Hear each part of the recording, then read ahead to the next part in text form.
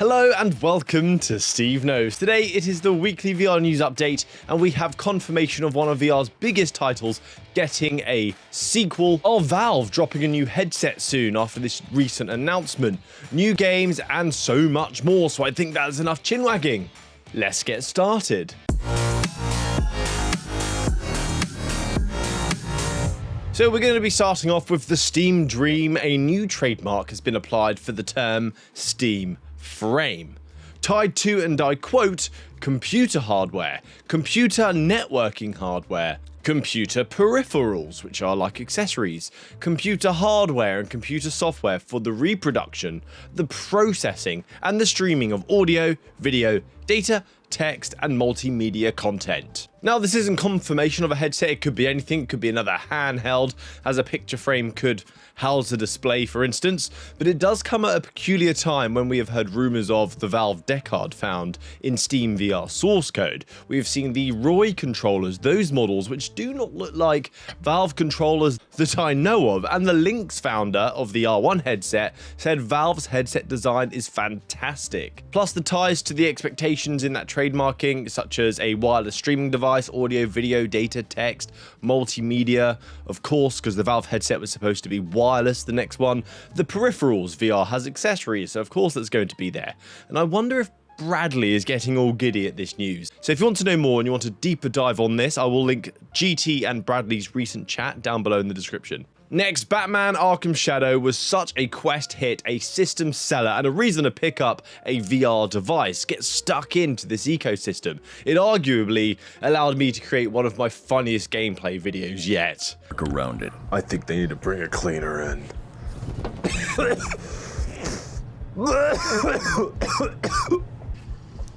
I think I need some water. And recently, at an event in Chicago, the voice actor of Commissioner Gordon of that game has confirmed the development of another Batman VR title. So mid-interview, he was asked, hey, what's the difference between voice acting for Spider-Man or voice acting for Blade Runner? And he responded by saying that there were certain challenges and experienced similar challenges whilst doing Batman, and they're about to start another one of those being another Batman game. And after its success and how well it fit into the VR medium, it would be criminal not to develop another one, and which is also good I can dust off my Batman mask and probably wash it because it got rather sweaty. Deadpool, Teenage Mutant Ninja Turtles, Batman, this is superhero in VR heaven. Was Batman a superhero? Or was he just a hero? He's a vigilante, really, isn't he? No shade, Bruce. If you don't shut your f***ing mouth, I will kill you. And thanks for Luna for sharing this one, that Meta are rolling out the ability to convert your flat photos into 3D images via AI. So this is being rolled out, but with a caveat that I wasn't really expecting. You know, I've spoken about this in a couple of news videos in days past, and I'm a little annoyed about this. So the process of 3D conversion has to be done via the mobile application before upload to your headset to view it. I was expecting that you would have the photos converted in headset. Why is that not a thing? It just seems obvious. It's a little bit annoying. Hopefully this is just a iterative thing and this was the easiest way to get the feature out there first. So keep your eyes peeled on the app update for 3D image uploads. I saw it when I first opened the app, went to gallery, and it was there. Went, oh, fantastic, let me record this so I can capture it. Hit record, open the app up again, it disappeared. Where's it gone? So if you've got this, please let me know.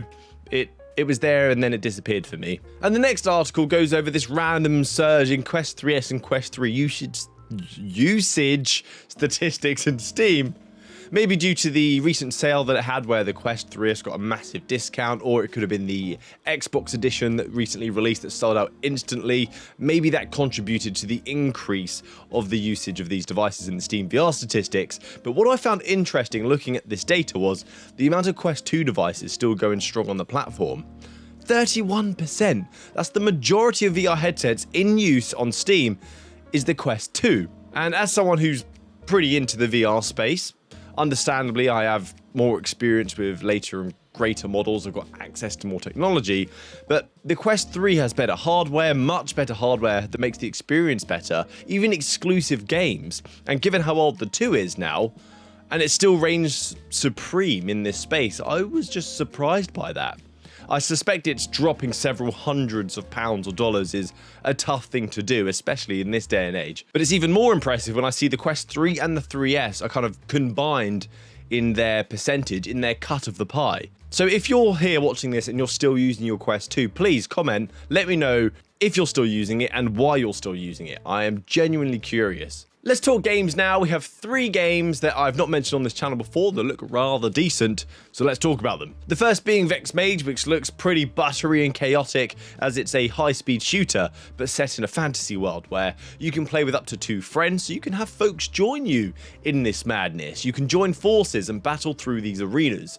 And I have faith in this title because fast travel games are involved with its publishing, and fast travel games always drop high-quality, fun experiences. But this one, it seems a little more visceral than I'm used to seeing from them, so let's see. But what's interesting about this title is it can also be played flat screen, so you can choose VR or flat screen when you jump in. So you can play casually and with friends, be fully immersed, or I'll call it passively immersed. There is a demo for this available. The full game will be on PCVR October 16th, and then on Quest October 21st for $9.99, or about £7. So it seems like it's just going to be kind of a cooperative wave shooter sort of gameplay for that price, which, you know, pretty cheap. Next, another game that is using a term we do not hear very often in VR, which is AAA. And if it is used, the VR bar isn't set too high. But when I think AAA, I think of Batman, Half-Life Alyx. I would put them as AAA experiences. So the devs have emailed me about what they're calling a AAA quality experience. AAA quality. So it's going to be a PCVR tactical shooter that is going to push the genre into a new gen. So big words from these guys. So Infinite, without the E, is building something called Falcon Fall using the Unreal 5 engine, which is a good sign. And they are targeting PCVR exclusively so they can focus on high-end visuals, but that often means you need high-end PCs, putting the game into a market where it's a niche of a niche. So how much can they invest into it?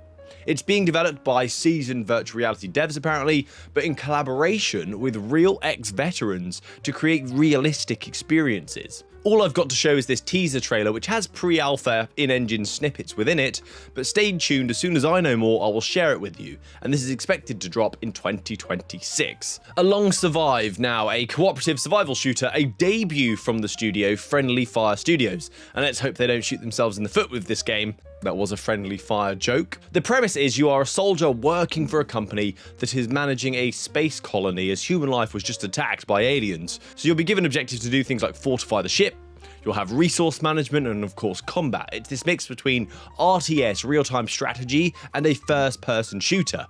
And I get Guardian vibes from it, and that's not a bad thing. Guardians, it was fantastic, but this one will be set on a ship.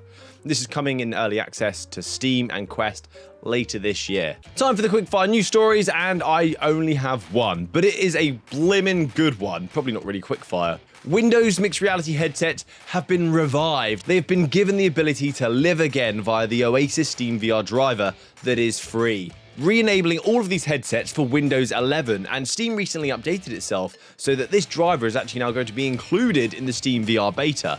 So that's Acer, Asus, Dell, HP, Lenovo, Samsung, all of these headsets that we said goodbye to. Welcome back to the party. Dust yourselves off. We're here for a good time. So that's it for me today, guys. Not too much to report on, but some decent tidbits nonetheless. Hit subscribe and join me for next time. We'll have more games, we'll have news and reviews, and hopefully I will see you next time. But more importantly, have a great week. Happy gaming. Good day.